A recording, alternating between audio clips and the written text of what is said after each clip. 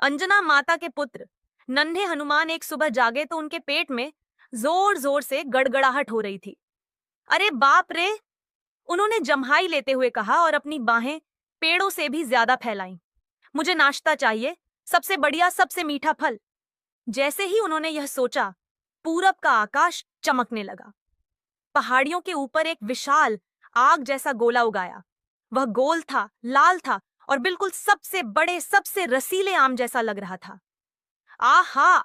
नन्हे हनुमान चिल्लाए, आसमान का फल बढ़ते हुए बच्चे के लिए बिल्कुल सही। उन्होंने अनुमति पूछने की जरूरत ही नहीं समझी। अपनी नन्ही टांगों से, जो पवन देव द्वारा आशीर्वादित थीं, जोरदार छलांग लगाई और वे आकाश में उड़ चले।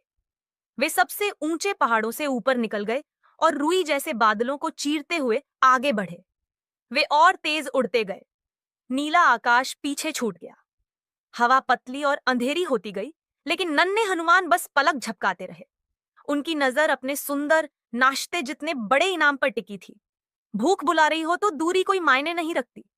उधर अपने दिव्य रथ में चमकते हुए सूर्य देव को कुछ अजीब सा महसूस हुआ। उन्होंने नीचे देखा और अपनी सुनहरी आभा की ओर आती एक छोटी सी तेज रफ्तार बिंदु को देखा।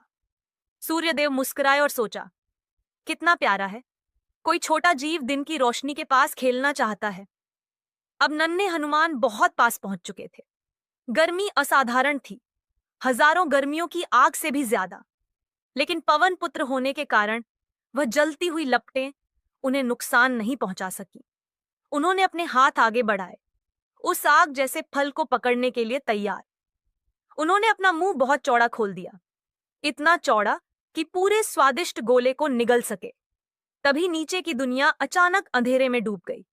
इस अनपेक्षित अंधेरे से तीनों लोकों में हड़कंप मच गया। स्वर्ग के राजा इंद्र स्वयं नाश्ता कर रहे थे जब अचानक पड़े ग्रहण से उनका महल रात जैसा अंधेरा हो गया। यह क्या अनर्थ है? इंद्र गरजे। उन्होंने अपने महान श्वेत हाथी ऐरावत को बुलाया और तेजी से उस गड़बड़ी की ओर बढ़े। वहां उन्होंने एक मासूम से छोटे वानर को सूर्य को निगलने की कोशिश करते देखा। इसे ब्रह्मांड को नष्ट करने वाला कोई भयानक दानव समझकर इंद्र ने अपना हाथ उठाया और अपना भयंकर अस्त्र फेंका। वज्र, दिव्य बिजली, भयानक धमाका हुआ।